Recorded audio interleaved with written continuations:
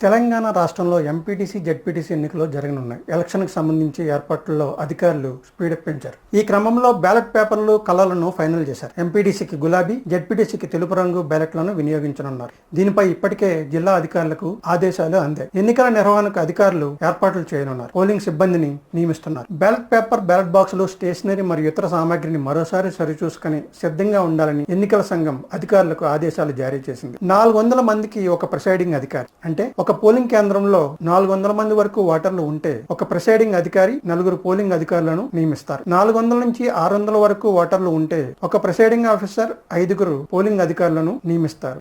Vote వేసేటప్పుడు voter ఎడమ చేతి చూపుడు వేలుకు సిరా రొక్కొస్తారు.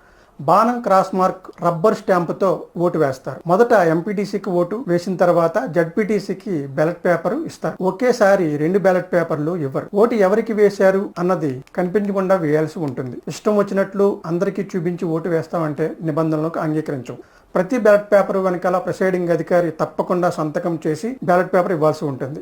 ప్రతి బ్యాలెట్ పేపర్ వెనుక ప్రత్యేక గుర్తు వలయాకారంలో భిన్నంగా ఉంటుంది. ఇందులో గణితంలో భాగాహారం విధానంలో పైన మండల ప్రజా పరిషత్, కింద జిల్లా ఎన్నికల అధికారి ఆమోదించిన పోలింగ్ స్టేషన్ నెంబర్ ఉంటుంది.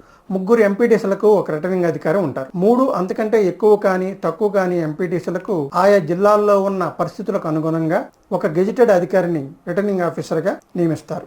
జడ్పీటీసీకి మరొక రిటర్నింగ్ అధికారిని నియమిస్తారు. ఎంపీటీసీ స్థానాలు రిటర్నింగ్ అధికారులు అందరూ జడ్పీటీసీ రిటర్నింగ్ అధికారికి సహాయ రిటర్నింగ్ ఆఫీసర్గా వ్యవహరిస్తారు. 2018 తెలంగాణ పంచాయతీరాజ్ 243/3 ప్రకారం ఏ అభ్యర్థి కూడా ఒక మండల ప్రజా పరిషత్ లేదా జిల్లా ప్రజా పరిషత్లోని 1 కంటే ఎక్కువ ప్రాదేశిక నియోజకవర్గాలకు పోటీ చేయవద్దని స్పష్టం చేస్తోంది. ప్రతి ఎంపీటీసీ, జెడ్పీటీసీ అభ్యర్థి నామినేషన్ వేసేందుకు కనీసం 1 రోజు ముందు ఎన్నికల వ్యయం కోసం ప్రత్యేకంగా బ్యాంకులో ఖాతా తెరిచి ఖాతా నెంబర్ను నామినేషన్ వేసే సమయంలో ఆర్ఓకు రాతపూర్వకంగా ఇవ్వాల్సి ఉంటుంది. ఎన్నికల వ్యయం మొత్తం ఈ ఖాతా ద్వారా మాత్రమే చేయాలి. అభ్యర్థి సొంత నిధులతో సహా ఇతర మార్గాల ద్వారా వచ్చిన డబ్బును సైతం ఈ ఖాతాలో జమ చేసి ఖర్చు పెట్టాల్సి ఉంటుంది. పోటీ చేయాలంటే కనీసం 21 ఏళ్లు నిండాల్సిందే.